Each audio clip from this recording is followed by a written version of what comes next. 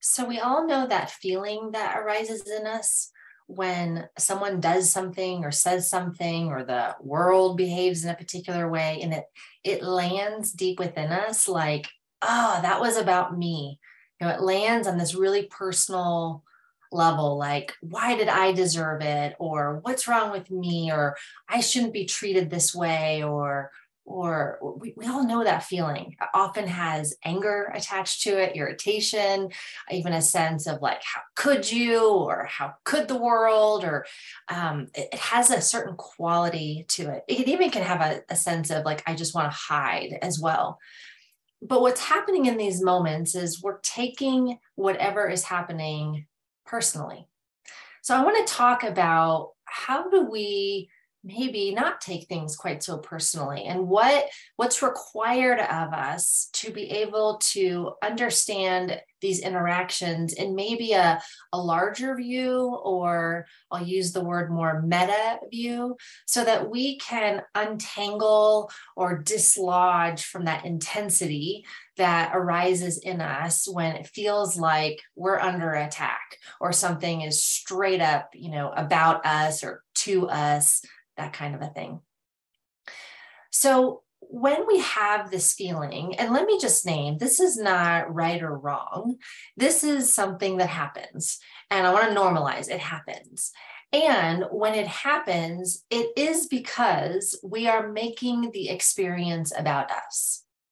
And because we'll use the language over-identified, we've become over-identified in the situation, we've actually lost sight with other. We've lost connection with what's happening out there because now we're having such an internal experience in here. Now, why is that important? It's actually the key to this whole unraveling or unlodging. If I am able to, for a moment, become curious, or to go in, I'll use that word meta again, go into meta thinking, which sounds like, I wonder what might have been going on for that individual that gave rise for them to say what they just said to me. I wonder what's happening in that individual's life or in that world that has created that certain pattern of behavior inside of that individual. I wonder what's happening in the world at large that's giving rise to this, to the intensity, to the again, the behaviors, the patterns that we even see, on a global level. When we can start to become curious about what's happening out there with other, what it does is it moves us into a place of external consideration. So we're talking here about, this is a lot of internal consideration, but now we're moving into external consideration. And when we're in external consideration, we allow ourselves to get more data points. We allow ourselves, again, to move into that place of curiosity. And it's this beautiful thing, because when we can put ourselves in this place, this is where empathy shows up. When we can tap into, oh, this might be going on, or I understand now that I'm really thinking about it and looking at this, makes sense that this person behaved or responded in that way. And maybe it wasn't directly about me per se. Maybe I was just the activator. Maybe I was just the mirror. Maybe I was just the individual over here that where the person felt safe enough to direct something our way. So there's so many possibilities. I'm just throwing out different possibilities. But again, we can't get to even this kind of thinking unless we move out of identification here and begin to consider other out there. Maybe what's happening when we are able to go meta, we become a little bit more curious about, oh, that exchange, right? Like, what did that feel like? From a synergetic play therapy perspective, we talk about this as the offering. What did this individual just offer me so that I could experience what it feels like to be the individual? So I'm going to go one step further. Why is it important? We're talking about, we're already here.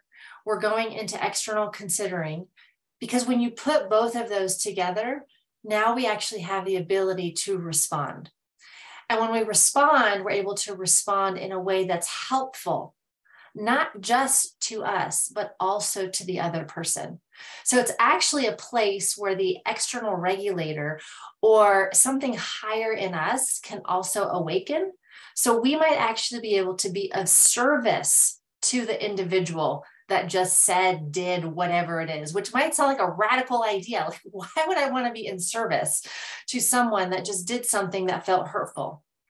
And the answer is because they're hurting. That's the answer. Because their behavior or whatever they just said is an extension or an expression of something that's happening inside. So I'm just going to leave this as a place to pause.